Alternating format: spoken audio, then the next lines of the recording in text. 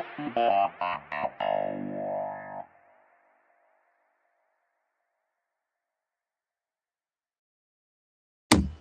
up, what up, what up? It's your man, Mr. Controversy. Did you miss me? I got my man right here. Yeah, put a mic up, and the people can't hear you, man. Can y'all hear me? I'll make sure they got you, man. Well, first of all, this is Darren Smith, and of course, I got my guy, Mr. Controversy, and we are here live. Let me see.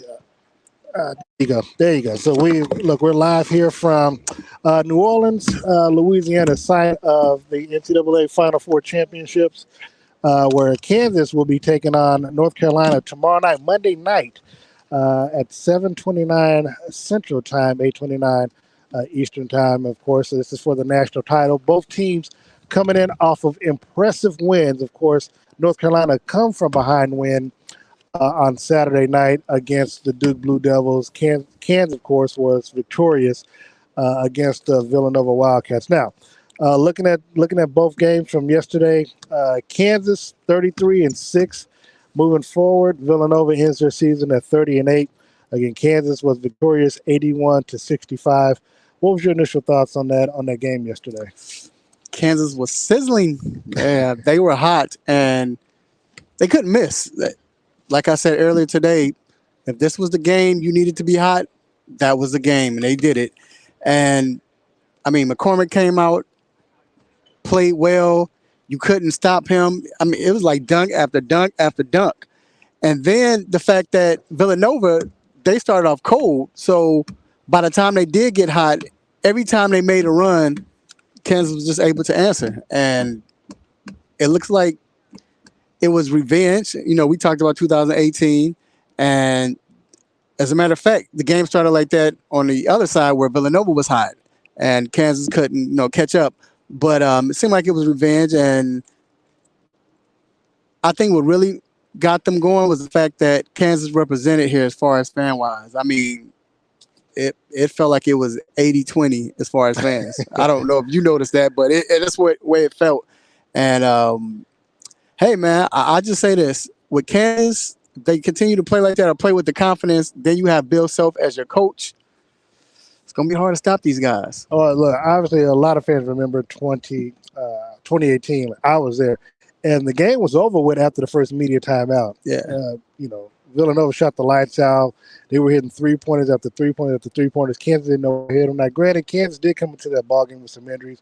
Udoka Azubuike has suffered a sprained ankle in the Big 12 tournament. And obviously, it was kind of lingering throughout the March Madness. But, that game was over when it was 22-4 after the first media timeout. There was just no way they were coming back. Villanova throwing up shots, hit everything on all cylinders. But be that as it may, we're looking, things changed. More things changed, more they can't remain the same.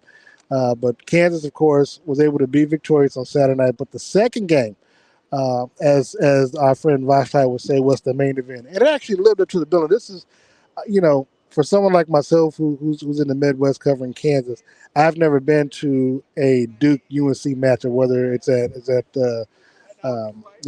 Cameron Stadium or the other place where Chapel Hill. And so being here for that, and this is the first. And again, it's amazing that this is the first time that these two teams have met in the tournament ever. Like I know they have it to where they try not to have them meet in the first two rounds, but the fact that as long as these teams have played, whether they're in the same upper lower bracket or something like that, that they've never met up to play each other in the tournament. And so the fact that the first time it takes place is the Final Four, and it was the main event.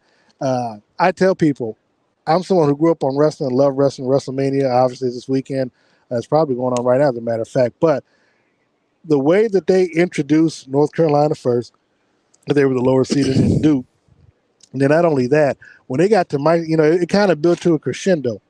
When they got to Mike Krzyzewski, the amount of cheers from Duke for him and the loudness of the boos from North Carolina against Mike Krzyzewski, it's like there's no gray area with him. Like you either like him or you don't. And it was, when I say the the volume capacity could have blown the roof off, that's not an understatement. I call it perfect harmony. It was perfect harmony. The boos, the cheers. And the feeling is mutual, So It was great, and it was my first time covering the Final Four. Actually, covered the Sweet 16 and different tournaments. But as far as to be here for the Final Four, and yes, I'm talking media, but talking as a fan now, to be able to witness that, and the first time ever that has happened, possibly Coach K's last game. I'm talking before the game. They're playing to go to the championship. Everything comes in to play, and to be here for that, like he stated, to hear the fans. I believe you had celebrities cheering. It was crazy. They dimmed the lights. Remember how they dimmed the lights? Like it felt like WrestleMania. It did. I will say this now: a lot of look, unless you go to Lawrence, the Allen Fells to watch a KU home game, perhaps from time to time at the Sprint Center, now T-Mobile Center.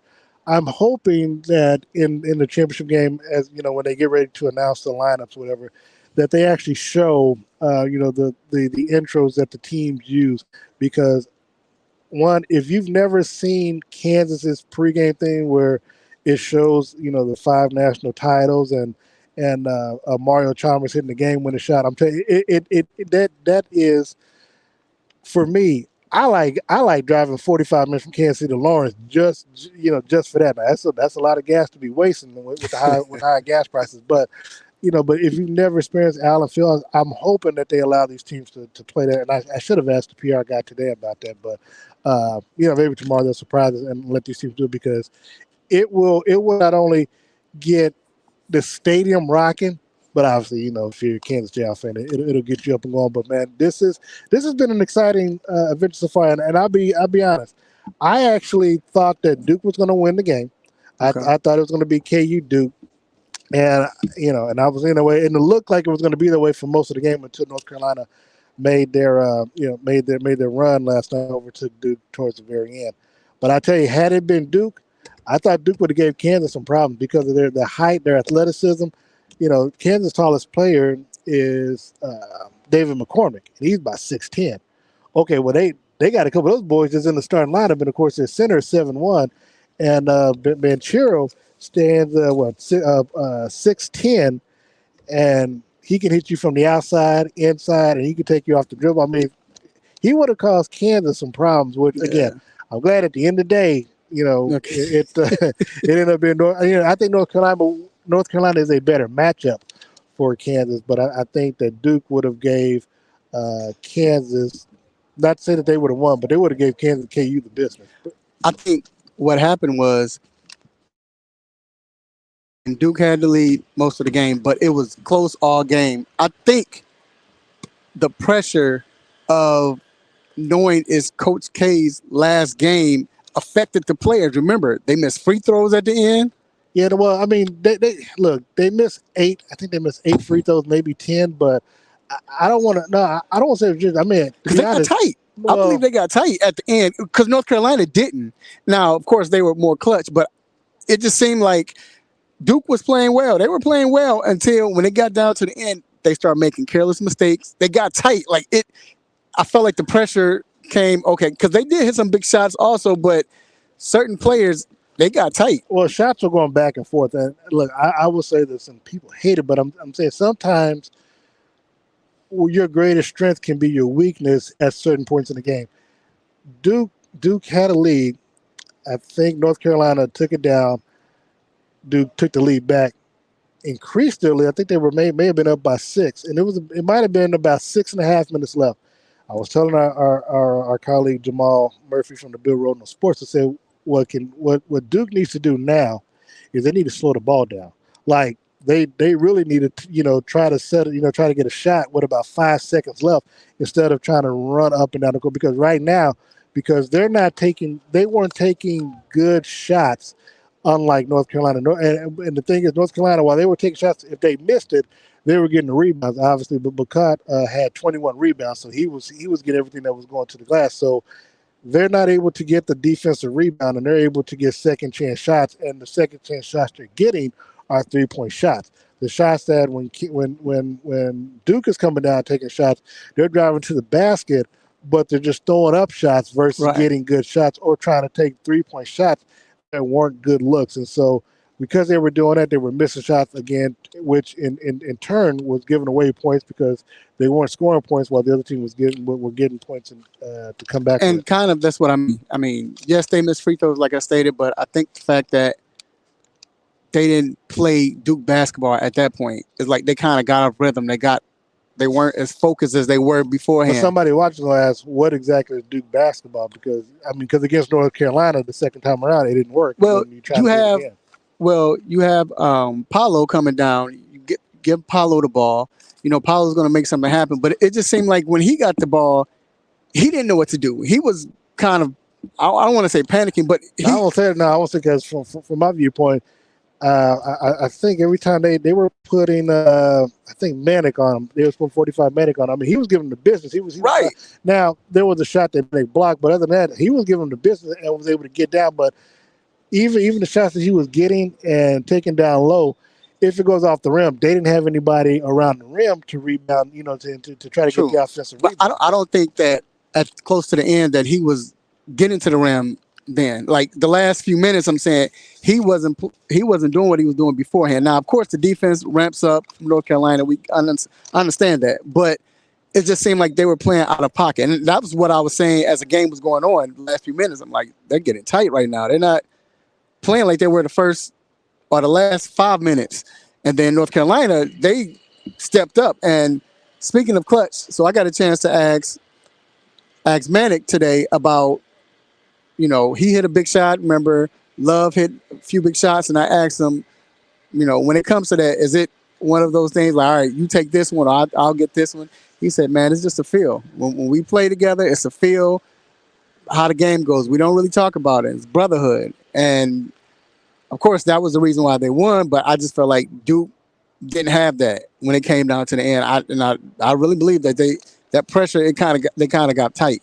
Looking back at the first game of obviously Kansas winning 81-65. Big game for both David McCormick, who had 25 points, 9 rebounds, Ochai Agbaji, 21 points. The silent hero though out of this game to me was Jalen Wilson.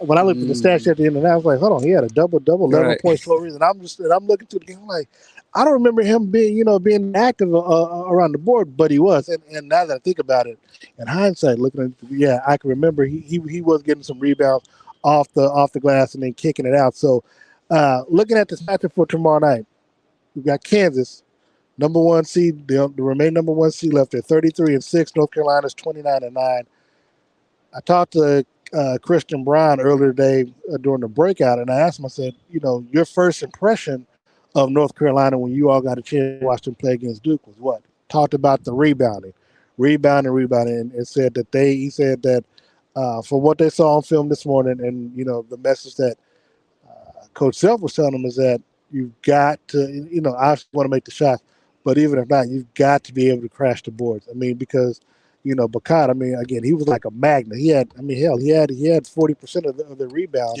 in Saturday night's game against Duke. So, looking at that, McCormick knows that, down low, he's got to have a big game. What I do like from what Kansas did in last night's game that they sometimes get away from is they were feeding the big man. Again, if you get him active, and I've said this on my radio show, is that David McCormick could have been a beast at the college level. He came in 6'10" from Oak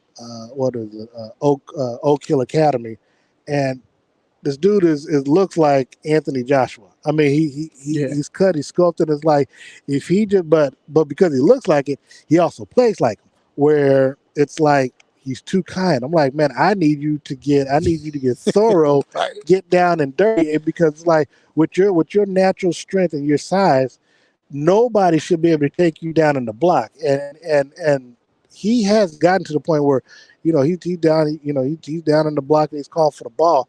And sometimes I have to yell, man, throw the damn ball. I mean, and it's funny because where I was sitting, his family was like, get the ball inside. And he get the ball inside. I mean, he's able to he was getting dunks off yesterday, getting offensive rebounds, and he's real active. And that's what you want. If your big man is active and he's getting points, and the other thing is he can hit free throws. What was he last night? He was 5 of 6 from the free throw line last night. So you got a big man that can shoot, which means you need to get him the ball early and often. So if anything else, he'll have a chance to get their players in foul trouble because, look, he'll either get the and one or, he'll get in foul trouble. He'll get a chance to shoot 2 free throws, possibly knock them down and put their big men on the bench. So now it opens up the middle a little bit more, and so if you get the ball underneath to him, they try to foul him or collapse underneath, you can kick it back out. You got to open 3. So that's what I've liked recently that I've seen Kansas doing, especially in last night's game, was get David McCormick involved. Well, like you said, he has to be active. He can't get outworked, and you want to get him active first. Get back in foul trouble. Get him, because right now, he's still not 100%. And he talked about how he feels like he's still going to play, but he said it's a little sore. Talked about it today, but he said he's going to play. He's going to be ready, but still, how it used to be back in the old days. Well, I shouldn't say old days, 'cause I'm not that old. But either or. I don't know. Speak for yourself, man. I guess I am old, but no. But if you had a wounded duck, you go at him. And if they get him in foul trouble, then you don't have to worry about rebounding. But he cannot get outworked by him or by any of the North Carolina Tar Heels. He has to be the man I guess you have to go through him. That way, if they can't stop him, then you create a double team. Now you got Braun and Ochai, got them shooting. So, but it has to go through him, I believe, if you're playing against this Tar Heels team. One of the things that I like about Coach Self is that somehow they go about 6 deep, really 7 if Mitch Lifford gets extended time. He got 9 minutes last night, but for the most part, they only went 6 deep. And Remy Martin, this was the first game I think throughout the tournament he wasn't really a real big spark plug to the offense. He was only looking at this. He only scored 2 points, I think it was, and so he didn't score a lot at all last night. 3 points. Mitch Lightfoot had 2 points in the ball game.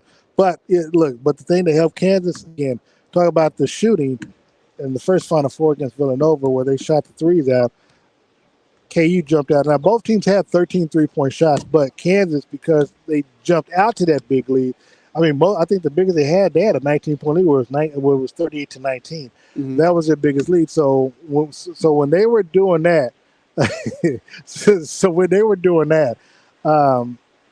had such a big lead that obviously by they're hitting threes, it's coming later in the ball game. But the game was already stretched out. They cut it down to I think about 6 before Kansas expanded the lead and took off because obviously Christian Braun he had 2 threes. One, he hit it from behind his elbow over here, mm-hmm. where he looked at me and I was like, damn. And the media guy was like, man, he threw up a hope and a prayer, and it went in. But then he shot a 3-point shot in front of their bench, and when he hit it, he came down and looked.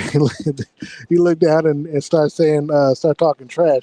I asked today what he said. He didn't want to. He didn't elaborate. He didn't want to repeat it. So if they win, I'm gonna post out. Hey, man, what the hell did you say? Because I want to know. Because that's the street ball aspect that he had. But both of these teams. Well, one, nobody expected North Carolina to be here. No, Kansas was kind of expected. Number 1 seed, so you kind of expected number 1 seed to get here. So Kansas had expectations to be here, and they wanted to be. Last year I think they lost in the first and second round in Indianapolis when it was in the bubble. 2 years ago, when they had the best team in all of college basketball, the season, the playoffs got cut off because of the pandemic, because of COVID.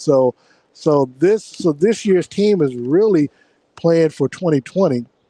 That particular team, there were some players that was on this team that's on that team, but a lot, this is what they feel like unfinished business. And that 2020 team was much better than what this team was because you had a whole lot more players on that team that's on this team.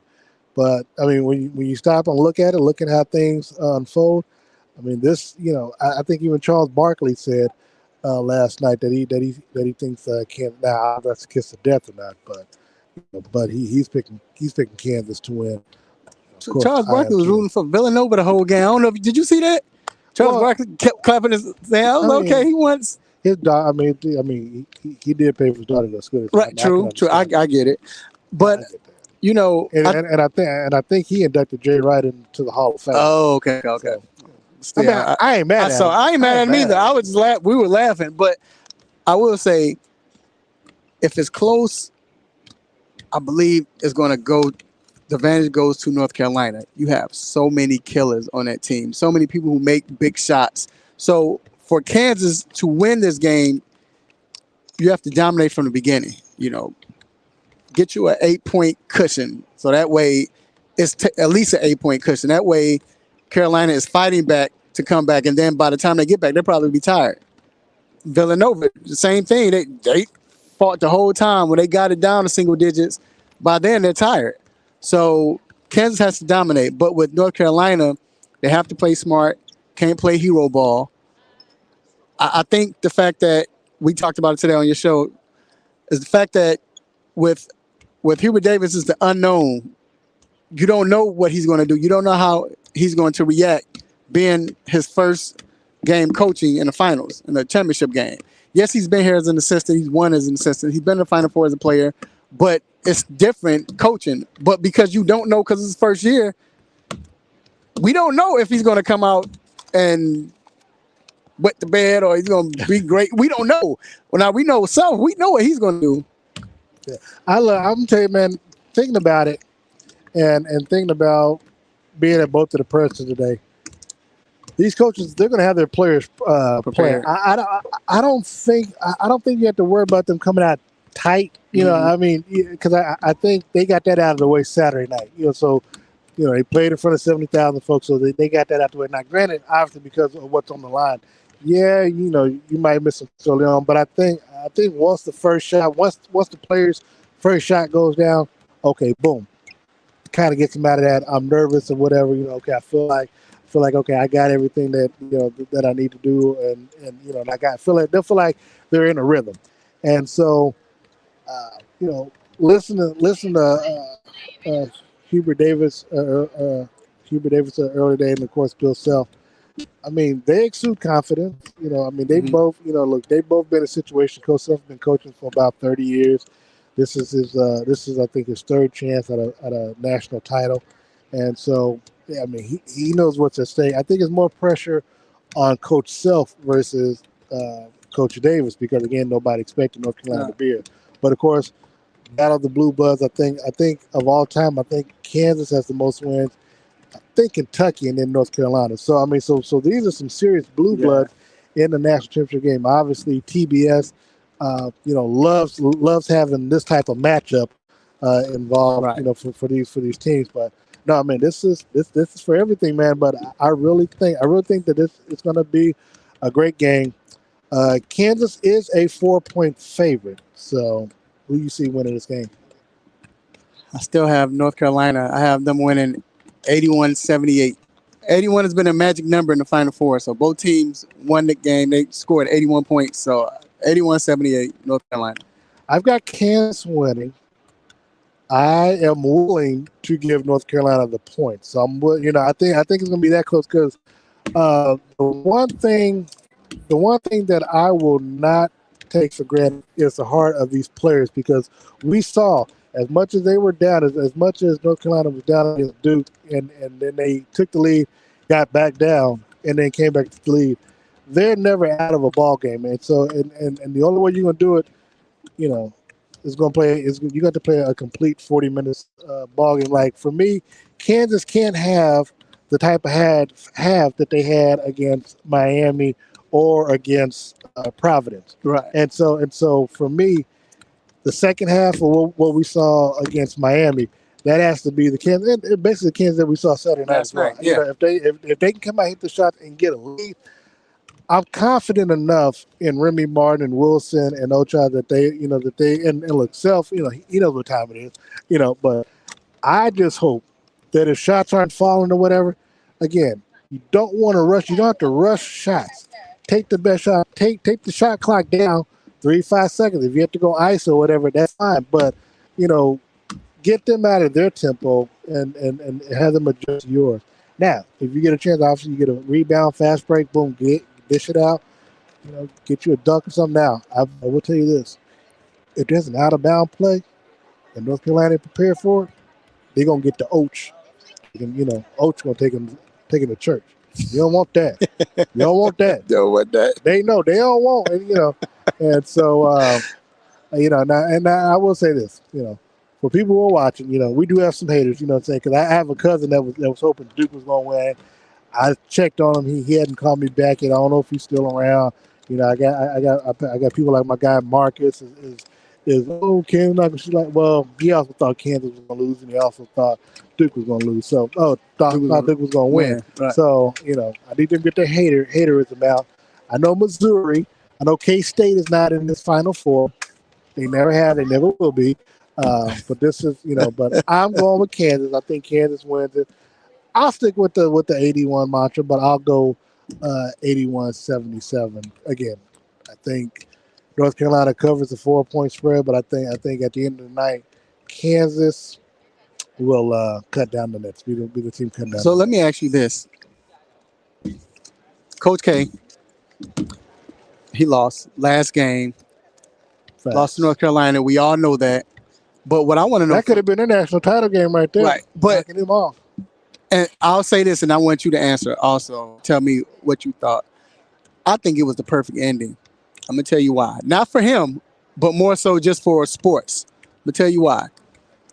Yes, we all know the perfect ending would be he wins, he beats North Carolina, he wins the championship. That would have been just for Duke. That wouldn't have been for America. But my point, but it would have been like the perfect, fairy tale ending. No, to me, it is the perfect ending with him going out to North Carolina.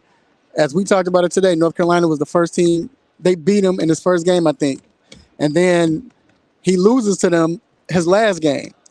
And his career record against them is 50-50. It's 50-50. Perfect. My point. Perfect. Then the fact that it wasn't even for the championship, the fact that you can't get to the championship, but yet still he's so great that it doesn't put a stain on his resume. Well, it's not gonna put a stain, but hold on. But I'm also not gonna say that's the perfect way, because that ain't the storybook ending that he would want. No, well, not the perfect way for him. I'm saying for sports. Yeah, but still, I ain't gonna lie. TV networks probably would have preferred Duke and Kansas. Yeah, because again, right. You got one more game you can milk out this whole Mike Krzyzewski stuff. But that's TV. But let me ask you this. But I'm talking about for sports. But I'm asking you this. Well, no. Hold on. Here. For sports, you would still want Duke because no. Listen, because now everybody in America is rooting for Kansas to beat Duke in the national title to make sure that Coach K doesn't get that national title to walk off to the sunset. True, but you see how America was acting. You've all watched the movies, and you watch a movie, and you know what's going to happen in the end. The guy's going to get the woman. He's going to save the day, and they're going to live happily ever after. But sometimes those movies, when the villain wins, don't act like you don't like that. That's a good movie right there. That's a great movie because you didn't see that coming. And I believe the fact that it was all written like, hey, Duke's probably going to win. The fact that because it's his last go around, even when he made it to the Final Four and North Carolina made it to the Final Four, you was thinking like, see, here we go. This is scripted. This is, but no, that, yeah. Exactly. But it didn't happen like that. And I think it made for a great finish like that. It didn't happen because the refs didn't get paid enough. You know what I'm saying? Mike Krzyzewski didn't give him that look enough. I mean, there was times. Oh man! I think they called a foul on one of his players, and Mike, and I think I got a good shot of that. Yeah, but Coach K is that character. But no, I mean, to answer your question, I think I do believe that the best scenario would have been Coach K and Duke in a championship game losing to Kansas. I mean, because that just would have. To me, I think that would be poetic. Again, I've got no problem with North Carolina because, Coach Davis said that, he hadn't heard from Michael Jordan, but said that although he would like for Jordan to be here, he liked for Jordan to be still playing. Right. I thought that was hilarious. Yeah. I can't argue with that because that's be their best chance to win. And I would say this, the fact that even if Duke lost, say if Duke beat North Carolina and they lost to Kansas in the finals, for Duke and everybody else who loves the Duke-North Carolina rivalry, it wouldn't matter because they beat North Carolina. Just like now, you want North Carolina to win if you're a North Carolina fan, but I've talked to North Carolina fans. They say, you know what, at this point, we want to win, but it doesn't matter. We beat Duke. We beat Coach K in his last game. But that's what I just said moments ago.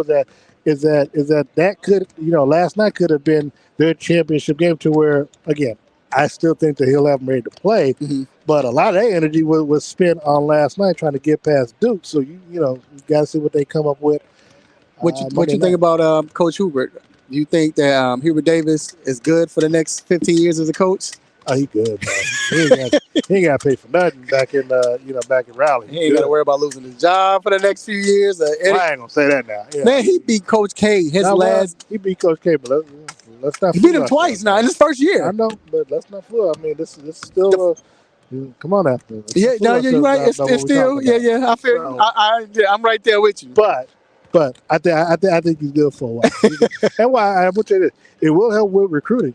Yeah, it will. It's definitely going to recruit. And so players to watch for tomorrow night. Obviously, we talked about Bakar with the rebound. Of course, he's coming off. I think he's got an ankle injury, sprained ankle. But Caleb Love, Jamal has told me that if he gets hot, that's the player that Kansas needs to make sure doesn't score more than 25 points. I'm like, well, damn, why I got to be 25? I mean, can we hold him down to 15 or something? Why I got to be 25? I don't want him getting that many points. If you get that many points, he's giving KU the business. So obviously, the matchup or the players to watch: Ochai Agbaji from Kansas City, Caleb Love from Ochai Agbaji from Kansas, by way of Kansas City, versus Caleb Love, who is from St. Louis, Missouri. By way of the Carolina Tar Heels. Shout out to White Castles.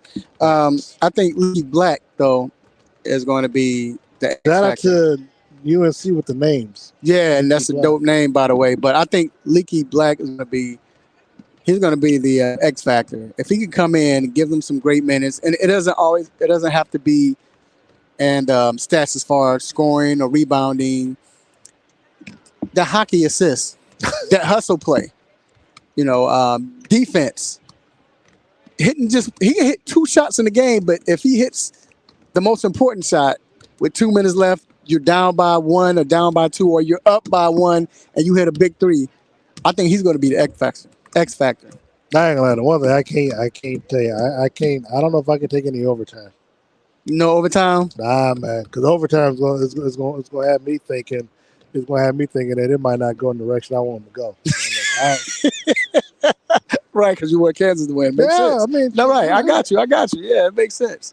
Well, I thought it was going to go overtime last night. Now, I was hoping overtime last night. That I could, because that would have Duke had a chance to win. I don't know. It's part of me. I really wanted a Duke KU matchup, man. No, I did too. I won't lie. I did too. I mean, first of all, again, I talk about the perfect ending, but I just like I wanted to see them play because that. Well, for me, the coaches, the coaches and the chess matches. Now, look, nothing against Super Davis, but I'm just saying that you see a Mike Krzyzewski, Bill Self, because of Coach K's lineup that he has. I want to see what type of chess pieces Coach Self was going to put out there against him. Well, I don't know if you were still in there, but Hubert Davis talked about today the timeout. So he was talking about his coaching. He was at when he talked about was it RJ was at the lineup? Yeah, it was our. I can't remember who. Was, might have been Caleb Love, but be that I know he talked about a regret that he had. He said that when he made the first one, he was going to call a timeout because of something that I think that happened when he was coaching the junior varsity team or might have been and he decided, you know what, let me call this timeout in the middle. He shoots a free throw. I'm gonna call a timeout. I don't want to ice him, but even if we ice him, I want to make sure that we get back on defense, that we know our defensive assignment. So that's coaching. Like you don't get that from a rookie coach in a big moment like that. Yeah, but he just ain't some rookie like you just like a Jasmine. You just come off the, you just come where you just plugging somebody. I mean, he been on the staff for 9 years. Yeah, but it's a lot of coaches that come off staff for 10 years and can't coach. I get that. I get but that. I hear what you're saying. I get that. Well, look, I want to thank everybody for tuning in and joining us. We are less than 25 hours away, I believe, from tip off. So make sure tomorrow your tubes are tuned into TBS or whatever mega cast they got going on tomorrow night. for the game. Shout out to the women's Final Four. I know the championship game between South Carolina and UConn, that's going to be tipping off in about 25 minutes. We're going to be somewhere to watch that because it is my birthday. I am going to go get something to eat. I'm off my 48-hour fast. And so we're going to go eat and enjoy the game and WrestleMania and everything. So, Ralph, let everybody know where they can tune in, where they can find you, reach out to you on social media. First of all, don't worry. I'm going to make sure he has a good time tonight. So y'all don't worry about that. Anyway. Responsibilities. I'm working tomorrow. But no, all I might do is gamble. That's about it. Make sure y'all follow me on social media. The 3-point conversion, all social media outlets, YouTube, subscribe, the 3-point conversion. .com. Y'all see, this is how you spell the 3-point conversion. Also, me as personally at Mr. Controversy 21. See how we're doing it live and everybody's in the building. Players that can't shoot, but I know, right? But yeah, just make sure y'all follow me, man. Hey, Dan, man, appreciate this, man. Always good to do this. No problem. Of course, you can tune in Sunday mornings on Sports Radio 810 WHB. Tune into the ship 8 from 10 a.m. to 12 noon. Also on Saturdays, 8 a.m. to 9 p. Excuse me, 8 a.m. to 9 a.m. on KLKC Fox Sports Radio in Parsons. So, look, want to thank everybody for tuning in. We are, as you see, live on the court site of the NCAA Championship game tomorrow, featuring the North Carolina Tar Heels and the Jayhawks of the University of Kansas for the national title. And again, tip-off is at 7:29, and you can actually listen to the game on both KLKC Fox Sports Radio along with Sports 10 WHB. So until then, peace. We out.